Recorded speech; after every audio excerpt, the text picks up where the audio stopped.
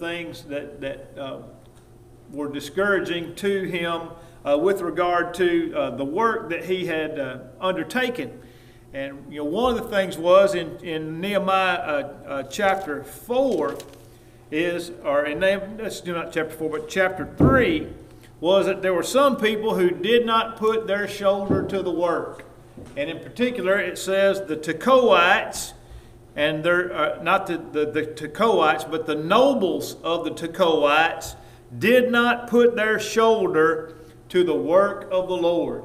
And so we understand that anytime a work is undertaken, that it's disappointing, but it is also to be expected that not everyone will put their shoulder to the work.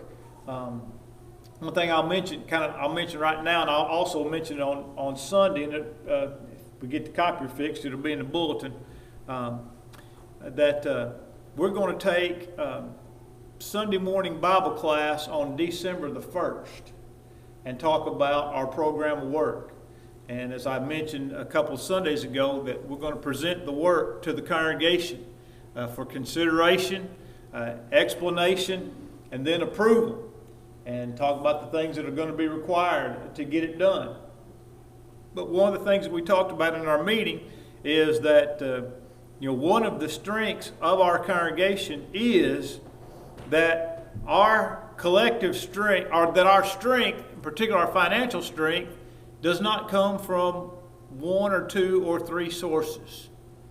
In other words, there's not one or two or three families that are carrying the burden or the majority of our financial load, but rather that it is a collective effort, and so. But at the same time, we also want to be mindful that with that in mind, it's imperative for us to all remember that every single one of us have a part in this work. I'll give you an example. There's a congregation down in Robertsdale. It's got a lady, and I think it's in Robertsdale, but down that way. But she's extremely wealthy. Extremely. I'm talking about like money that we can't even imagine. And so, but what happens in situations like that is, everybody just says, so and so will take care of that, right? Rather than being a collect, all of, in other words, here's a work that needs to be done. All of us need to chip in and get it done. Well, people tend to put those things off on one in that case, or in other cases, one or two or three families, and that's not the way that churches can't be strong that way. And so when you have everybody working together to promote the work, part of putting our shoulder to the work is giving of our means, and it's also involving ourselves in the work that is being undertaken. And so we talked about the discouragement of the nobles that did not put their shoulder, and again, to the work of the Lord is what the text says. Not the rebuilding of the wall. It was the work of the Lord. It was the Lord's will for that city to be rebuilt. And he'd done so many things through his providence to make sure that the wall was built, and still yet it wasn't built. And then when they started building it, there were still some who would not participate. And so it's discouraging, but tragically it is at times to be expected. But now we want to talk about the determination that Nehemiah had. On page 111, says at the end of the first line says, or we'll just start in the first line. It says, Nehemiah displayed the mind of an encourager when he linked thought with purpose. When he linked thought with purpose and conceived the plan of reconstructing the city walls to wake Jerusalem's citizens from their self-pity and lethargy.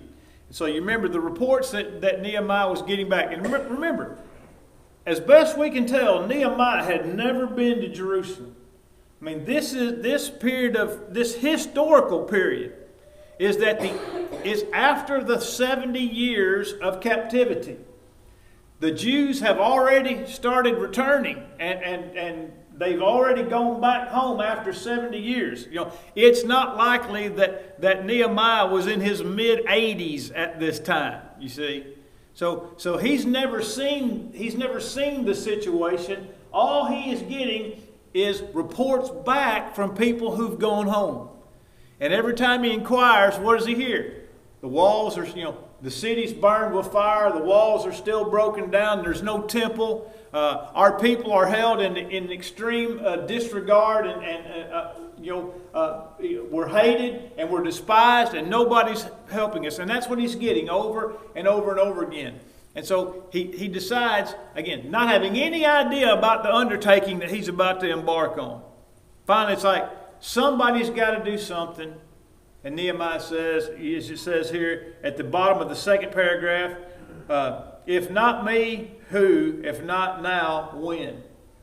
In other words, Nehemiah just said, I've got to do it. He wanted to do it. Now, here was the problem. Nehemiah had a job that wasn't just going to allow him to go do it. And again, by the providence of God. Now, but we remember, the providence of God is God accomplishing His will through non-miraculous means. In other words, it's the idea that when you see a story from a distance, in other words, you can stand back and look at it like the entire, the greatest book of providence in the Bible is Esther. Read the book of Esther. You'll not find any miracles in Esther. Neither will you find a single mention of God's name in Esther.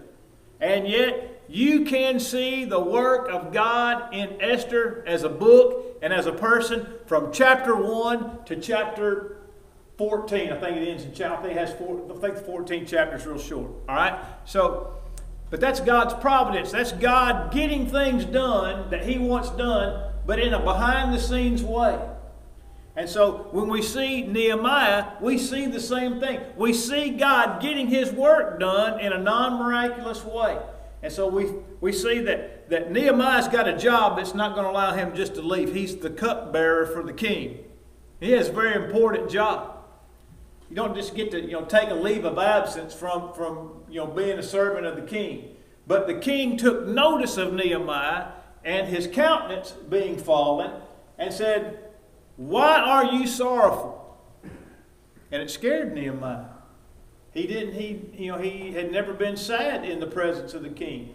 But the king took notice of him, inquired as to his sadness. Nehemiah gave him the source of his sadness, and the king says, "Well, how much time do you need to go fix it?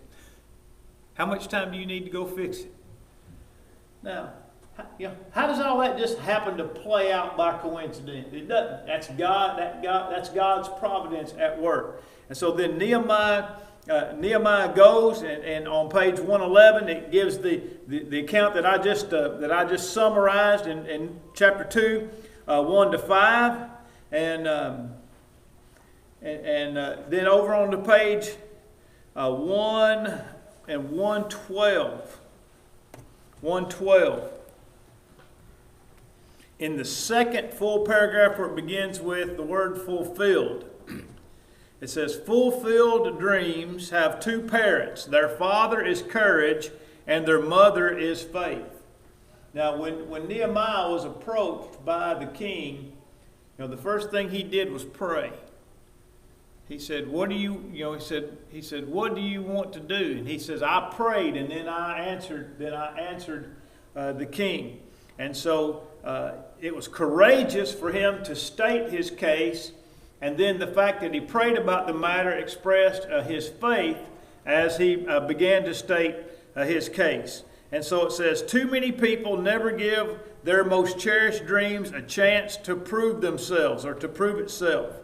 They lack the confidence in its ability to measure up. They're shielding it from disappointment." And so Nehemiah was able to overcome all of those things, and then pursue the dream that he had of rebuilding the city. Now, bottom of page 112, we see the matter of planning. It's one thing to have a noble idea. It's another thing to have an idea how to get that thing done. Right? I mean, a lot of times, people want things and they're grand ideas, but they don't have a plan to get it done. I'll tell you, one of my favorite ones of all time. I guess I'd been to Ghana 4 or 5 times. This would have probably been in the early 2000s, 2003, because Bill went with me for the first time in 2001. So it would have been probably the second or third year that Bill had gone with me. So let's just say 2003. And we sit down for a meeting. We sit down for a meeting with the elders, or not the elders, but with the men of the church at Efekuma. And they peeled off some plans that they had for us to help them build a school. Now, we knew we needed to build a school of preaching because it was being housed in another church building, and that just wasn't very efficient way of doing it. They peeled out, I don't know what it cost them to get those blueprints done. But I'm going to tell you something, man. They rolled out a stinking Taj Mahal. I'm talking about they rolled that thing out, and they're showing us what the plan, the blueprint, and we're looking at it, and we're just like, wow. And here's what William said. This is our dream. And you know what I said? You either need to wake up or just keep on dreaming. Because it was going to take, by a conservative estimate, it's going to take $400,000 or $500,000 to build a thing. Right? And we knew, first of all, we knew we couldn't raise $500,000 to build it. But second, we also knew that even if we could raise $500,000 to build it, they couldn't keep it up. I mean, it would have been an impossibility for them to maintain a building of that type. And so, so sometimes our plans, sometimes our plans aren't made with wisdom. It's a great thing to have a dream. Of course, if your dream depends on somebody else paying for it, maybe we ought to downscale our dreams a little bit. But Nehemiah had a plan, and his plan was, lack of a better term, hatched after he went and surveyed the situation. Because he knew he couldn't make plans not knowing the situation. So he had to go, and he spent 3 days. He spent 3 days walking around the city trying to figure out exactly what needed to be done and how it was going to be done, how it could be done. And then once that he had done that, over on the page 113, at that point, then he presented his plan to the people. But you see the verses there, chapter 2, verses 11 through 13, that Nehemiah was for the very first time seeing the destruction. To understand the situation. And then once he was able to do that, he formulated his plan and he presented it to the people. Now, just above that, the paragraph just above that presentation, you could see on the third, at the end of the third line, where it says, if he was to provide, see that line right there? If he was to provide encouraging leadership for the men of the city, he would have to prove his worthiness. If he excited them with a flamboyant speech, but his plan proved short-sighted or impractical, it would be hard to recover their support. In other words, anybody can go in and give a pregame, an exciting pregame talk, right? I mean, that right? I mean, coaches do that. They bring somebody in, you bring in Ric Flair, or somebody to give a great pregame talk and fire up the team. But here's the reality of it. If that team hasn't properly prepared in the interim between their last game and the game they're fixing to play, they're going to get killed. I mean, that's just the way it's going. They're going to get it handed to them. Right? So the speech is really pointless if there's not planning, preparation again, and wisdom in the back to get this thing done. And when I say wisdom in the back, I mean wisdom behind the process. So then he presents his plan. And the first thing he decides that needs to be done is that the walls have to be built. The temple's not been built. You think, well, the first thing we need to do is build the temple, right? I mean, that's what we think, right? Because the temple's the most important building in Jerusalem. So the very most important thing we need to do is build the temple. But no, that wasn't the most important thing. The most important thing was build the walls. Because once you build the walls, then you can start building the temple without having to worry about those that would come and do you harm. And so, again, his plan was very wise. Yeah, it wouldn't have surprised me at all if during the course of that meeting Nehemiah was faced with somebody saying, no, we need to build the temple first. Because that's and Nehemiah's like, no, we need to build the walls first so that we can be protected from our enemies and then build the temple. We don't want to build the temple and leave it vulnerable to the attacks of our enemies. And so the rebuilding of the wall was first and foremost. And then down at the bottom of page 113 over to page 114. And the top of page 114 is important for us to think about. Zeal is neither good nor evil inherently. In other words, zeal is not at its source good. Zeal is not at its source bad. Zeal is good when it is directed in a good way. Paul says it is always good to be zealous in a good thing. Not that it's always good to be zealous. It's always good to be zealous in a good thing. I mean, let's face it. Are Muslim radicals zealous? Yeah, they're pretty zealous. They're a pretty zealous lot, aren't they? Yeah, but I wish they weren't so zealous. I'm not a fan of Islamic zeal. All right. And so Paul says it's good to be zealous in a good thing. Well, for example, even he spoke about the Jews in Romans chapter 10. He said, brethren, my heart's desire and prayer to God for Israel is that they might be saved. For I bear them record. In other words, I'll give you my account of them. I bear them record that they have a zeal for God, but not according to knowledge. For they, being ignorant of God's righteousness, and have gone about to establish their own righteousness, have not submitted themselves to the righteousness of God. So they were zealous.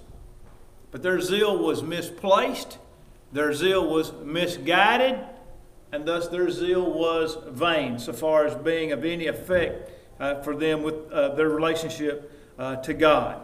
And so, we want to be zealous, but we want to be zealous in a good way, and we want to be zealous about good things. Now, on page 114, talking about the matter of problem solving. On page 114, it says, responsibilities were delegated to foremen and laborers, and the work was underway. Now, that's always critical. In any great task, authority and responsibility has to be delegated. In other words, one man can't do everything. You remember when Moses had brought the children out of the land of Egypt? And the Bible says that Moses sat in a chair, and all he did all day long was listen to the complaints of the people. From morning until night. Anytime somebody had a complaint, an issue with somebody else, they carried it to Moses. And it was Moses' father-in-law who said, and this I love what he says, he goes, what you are doing is not good. For you shall surely waste away if you try to keep this up. He says, listen to me. And here's what he said. Here's what he said. Appoint you some wise men to judge matters over groups of 100. And appoint you some wise men to judge over groups of 50. And appoint wise men to see over groups of 10. He said, and let those men handle the small matters. and let them only bring the most important matters to you. And that's what Moses did. And it made things a whole lot better. Not only for Moses, but for the people. And so Moses was able to delegate authority in order to get things done that he could not do entirely on his own. And the same thing goes for Nehemiah. Nehemiah knew that in rebuilding the walls of a city the size of Jerusalem, that thing has to be done in sections. And so he delegated people to work here, and he delegated people to work next to them. Remember we talked last week about, and next to them were these, and next to them were these, and next to them were these. In other words, they all worked side by side, but each man had his own area of responsibility. And if every man's going to have his own area of responsibility, somebody has to delegate authority. So Nehemiah did not try to micromanage the process. Okay, so delegation was key. Then note the second line under problem solving. Now came the tricky part, maintaining momentum. So Nehemiah knew that starting a project is always easier than finishing it. I love to watch the show American Pickers. It's one of my favorite shows. Don't wag your head at me. Fake? Take advantage of people. No, they do not. They do. No, they do not. When they show how much they can get for it, if they only pay a certain amount, I just feel sorry for them. That is capitalism. Nobody sells something for the same amount they pay for it. You will starve. But they double it. You will. That's right. They do double it. You know why? But they're already getting Because they got a truck. Hey, Lynn, did you sell milk for what you paid for it when you was in the milk business? No. Why not? Well, you took advantage of people, Lynn. Lisa, you need to have a talk with Lynn. You get twice as much as what you paid for it. I mean, I just hate Well, there you go. Right there. Right there. There you go. Why? Because you got a truck to keep up, you got tires and gas and all that. See, them guys. But you weren't making the TV stars were making more. Anyway, Yeah, but somebody that's needs. the beauty of the United States. If you've got somebody willing to pay double, That's right. then why wouldn't you? That's charge right. them? But Now. you gotta realize what they project they're gonna get out of that, and when they get there. Yeah. That's right. That's what they're. That's what they that's want. the price. That's what they want. Now, back to my point. Before Lisa indicated she needs a lesson in Economics 101. Every time these guys go to buy something, it seems like there'll be some guy, and he's got 25 old cars in this building. I mean, classic cars. And he's intending what, Lynn? What's his intention on them old cars?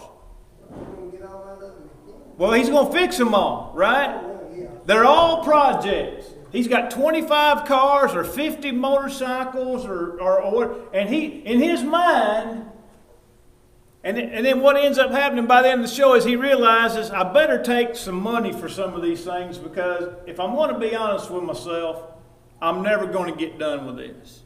In other words, he's got 50 projects started and none finished. Right? Now, look, there's nothing inherently wrong with that. It's his headache, or it's his hobby. But the point is, we can all see when a man starts a project and he doesn't finish it, and he's got a whole handful of projects. So it's always easier to start one than it is finished. Let me ask you something. Have you ever worked on more than one of your cars at once? No. Why not? Well, you don't need to get two things started, going. By the way, I asked that question cold now. I didn't, me and Lynn didn't talk about this beforehand. I mean, you don't tear two down and have parts thrown everywhere. You need to finish the one and get it done and get it out of the way, and then if you're gonna work on the other. There you go. You start one and you finish it, and then you move on. Then you move on to the next one. All right. So that's how you keep momentum going. So, and it's difficult to keep momentum going when we start any project. For example, years ago we used to have a visitation program, and most everybody here was at that time participated in it. There are some of you that are here, and you've been here a long time, and you didn't never even know we've had a visitation program. Well, what happened? The momentum died. You know, it was a good program, it was a good effort, you know, something that needed to be done, but it just dwindled, and then, you know, it came to naught. And so keeping the momentum going is always vital. And by the way, that was Nehemiah's key. Is he knew he had to keep his momentum going. And so he lists here, it says there are 5 stumbling blocks that could potentially cause a work stoppage. All right? The first one is criticism. Sanballat and Tobiah. Now these two guys remind me of the big dog and the little dog in the cartoons. You know, there's the big dog and he's the muscle, and then there's the little dog and he's the mouth. That's Rhonda. She's the mouth. The yapper. The yapper. No muscle. Lexi, I'm not going to say anything, but somebody just pointed at you. The brains, too. Oh, the brains too? Okay. The brains on the But, so Sanballat and Tobiah are like the big dog and little dog. The big dog makes just a simple statement, and then the little dog, he's going to pile on. Yeah! Well, that was Sanballat and Tobiah. Sanballat was the big dog, and Tobiah was the little dog. And Sanballat would say something, and then about the wall, he says, these feeble Jews think they're going to build this wall all by themselves. And then Tobiah says, yeah, if a fox walks on it, it'll fall down. See how that works? That's how those two jokers work to discourage the children of Israel. Okay? Now, at first it was just simple mockery. But then it turned serious. I mean, they decided they were going to take up arms against the children of Israel. You know, if we can't discourage them through mocking them, then we'll fight them. And so here you have this project of rebuilding the walls. And it's required everybody's focus and attention and all their effort. And now pretty soon, these guys have to start working with a sword on their side. And people have to stop working on the wall so that they can somebody has to keep a watch to make sure that Sanballat and Tobiah and some of their gang doesn't show up and physically harm them for what they're doing. Then, on top of all that, Sanballat and Tobiah said in chapter 6, here's what we're going to do. We're going to send word back to the king that you've declared Nehemiah, that you've declared yourself king over Jerusalem. So now we can't mock you and discourage you. We can't physically persecute you and discourage you. But we'll turn the government against you. Which, that was never going to work. Why? Who worked for the king? Nehemiah did, right?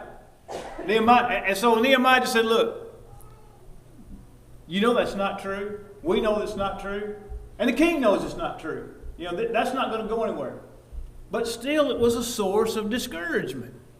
And yet Nehemiah was able to overcome all of those things. And then you have the idea of hardship. A hardship. And this was, man, I was reading through the chapters. I really encourage you to read Nehemiah chapters 3, 4, 5, and 6, and 13. But there began to be financial difficulties. And some groups were needing money to finish their portion. And their own brethren were taking advantage of them financially, charging them interest for the money and giving them a hard time about it. All right? Now, the law of the Jews said you can't do that. The Mosaic law said you shall not charge usury when your brother's in need. So they were, and by the way, you have to remember another thing. These folks have been gone so long, they didn't even know what the law said.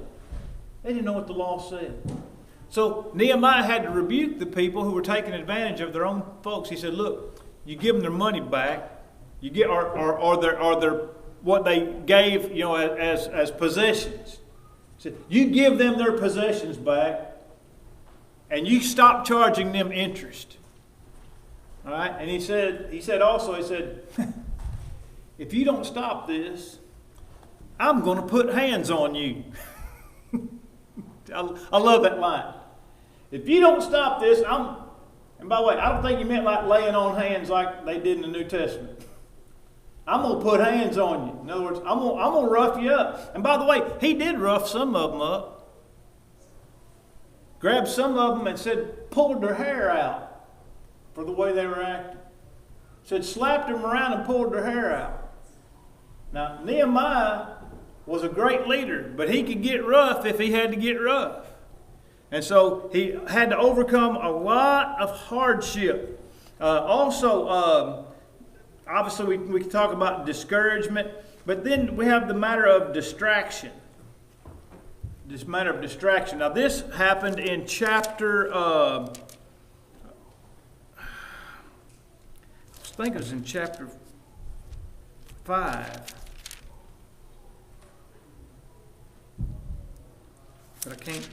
But I'm not sure.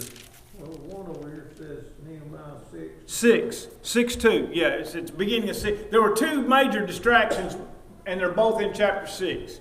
I knew that Shemaiah was a separate one, but there was the first distraction where they conspired, said, we're going to set up, we had 2 bells?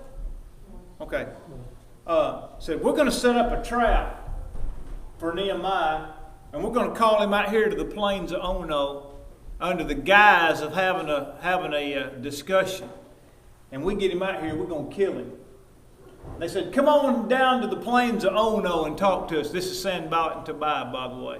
Come down to the plains of Ono and talk to us. And here's what Nehemiah said. My work is too important for me to come down and talk to y'all. My work is too important. So we learned that we cannot allow ourselves to be distracted by our distractors or our detractors when we're doing a great work. And then the last one there is on page 116, and that is fear. Where Shemaiah tried to lure him into the temple and kill him. Now Shemaiah was a priest, but he had been paid off by Sanballat and Tobiah. He'd been hired as, New King James says, as an informant. And they wanted to try to strike fear in his heart. And Nehemiah said, why would I go hide in the temple? Why would I go hide in the temple? And here's what his point was. He said, if they saw me running, what's it going to do to the hearts of the rest of them? If they saw me run and hide, what would it do to the hearts of the rest of them? And so he was able to overcome. He was able to overcome the idea of fear there on page 116. There at the middle and end of chapter 6. All right. Now, when we finish this lesson in a couple of weeks, we're going to start at the bottom of 117. That should be December the 4th. On the 10 steps for encouraging groups.